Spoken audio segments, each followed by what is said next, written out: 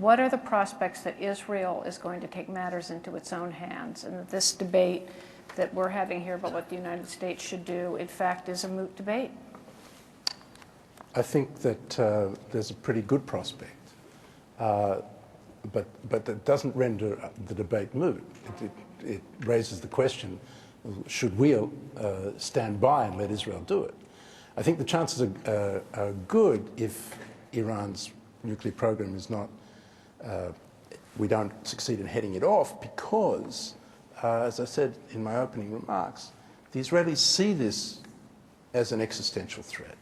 The Iranians have made clear, as Elliot pointed out in his remarks, that they have the intention to wipe Israel off the map, quote unquote. And if they have the means to do so, the Israelis would feel that this poses a real problem for them. Israel has never tolerated another nuclear state in its region. That's why they bombed the Iraq nuclear reactor. That's why they bombed the Syrian nuclear reactor. And people who say they can't do it, I think, don't really understand that the motivation and the capabilities are there if it comes to that. On the other hand, they do want to see, they would much prefer diplomacy to succeed, because they will tell you that the most that they can do by bombing is delay the nuclear program by 2 to 3 years. All right. What's your view on that? I think you had it in reverse, Margaret. The Israelis are likely to do it if we do not do it, not the other way around. And if I can bring up a point that you didn't ask about, but it is often commented on, and it's implicit in the whole thrust of Kareem's argument, which is, why don't we let the Israelis do it, then the Iranians won't be so angry at us. I think that's probably... That's not what I'm implying. Please. No, I know. I said it's implicit in the... Okay. No, I wasn't trying to attribute that position to you, but it's something one hears a lot in these discussions.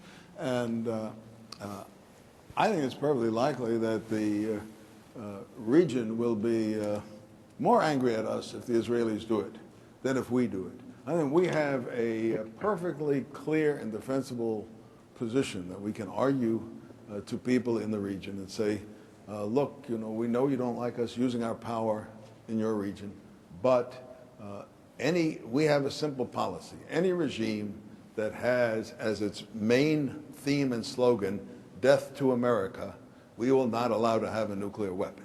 This is just how we look at the world, and you would look at the world exactly the same way if you had that capability. Whereas if Israel does it, we will be blamed by everyone in the region, and there'll be sort of an extra impetus to their anger, the feeling that we so unreasonably always support Israel no matter what it does.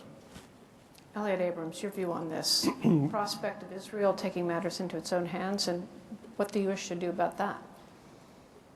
I think Martin's right. I agree with his analysis that the Israelis would like to see us prevent it through diplomatic means or, if need be, military means. In the end, I think they will not permit Iran to get nuclear weapons if they can do anything about it. I also agree with Josh. I like to say I support the Muravchik doctrine. We're not going to let any country whose main slogan and theology is death to America to get nuclear weapons.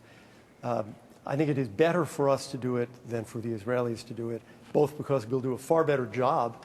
We have a much more capable military. And because I agree with Josh, it will be more complicated for us in the region if the Israelis do it than if we do it.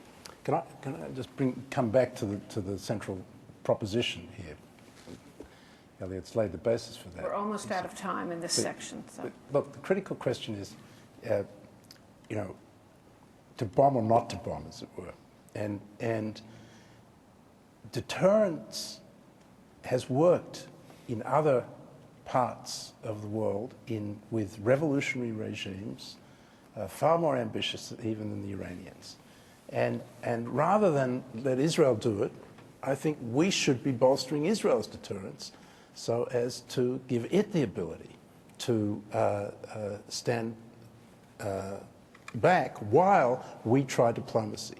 In other cases, let's say the North Koreans, not a great example, but even when countries have crossed the nuclear threshold, we have not given up on the diplomatic effort to pull them back. The South Africans, the Libyans, we succeeded in that way. And we still have a chance, even if they cross the nuclear threshold, if we have effective deterrence, to walk them back from it.